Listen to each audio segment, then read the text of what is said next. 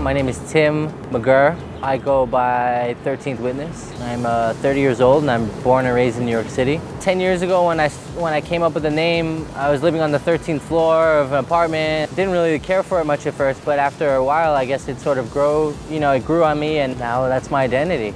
I grew up in Brooklyn until the age of about 18, and then I went abroad.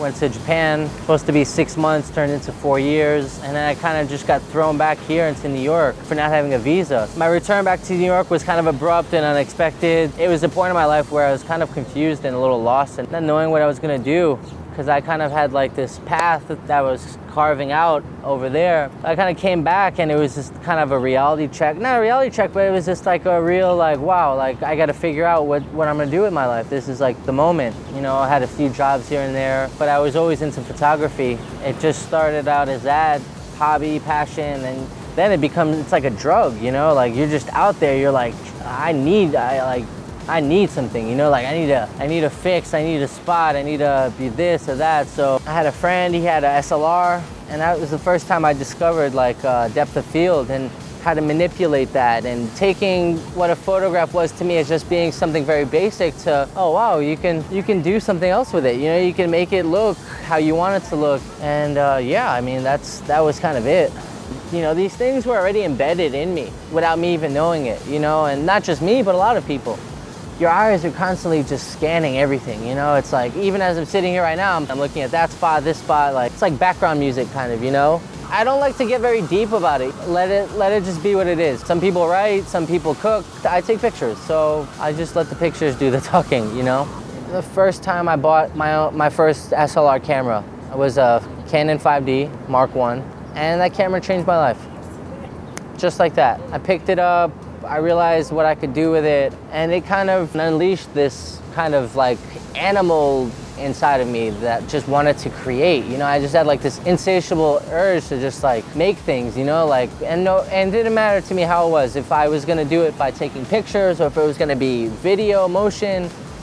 One way or another, I was gonna express myself how I wanted to. So once I started out, that's it. I mean, I wasn't gonna quit. So it was Canon and 5D Mark II, and now I've got a Mark III. A lot of people ask me the same question, and it's like, what's your favorite camera? What's your lens? I mean, none of that really matters, you know? You should be able to just go out and take pictures with whatever the hell you have. People don't want to go out and find what works for them. People just want to know the answer immediately. They don't want to do the research. They don't want to experiment.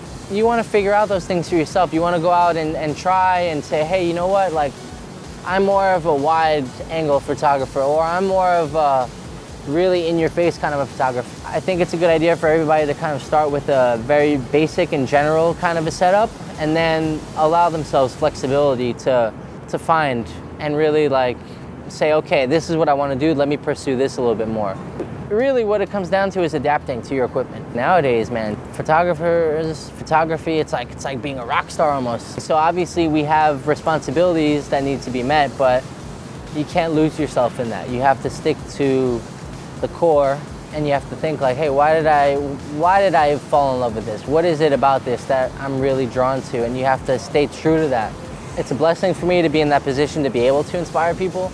And I hope to continue to do so, however it is that I can. It's motivation, you know, it's like, it fuels the fire that I have. In an ideal world, you want to have a body of work that, as much as it pleases you, it pleases everyone else. And that's the ideal position to be in. You're not sacrificing your integrity, or you're not really selling out, if you will, you know, just to get likes or just to get paid. But the reality is, you know, some of us are doing this and we got to get paid, you know? So it's finding a very thin line and a way to balance that. That's very important, I think. I don't want to have regrets. I want to look back with fond memories of everything and say like, yeah, man, I did that. A little ashamed I did that, but I did that. You know, like, they don't have to be pretty, all the memories, but, you know, that's what life is. It's a balance of good and bad, and I'm just here for the ride, I guess.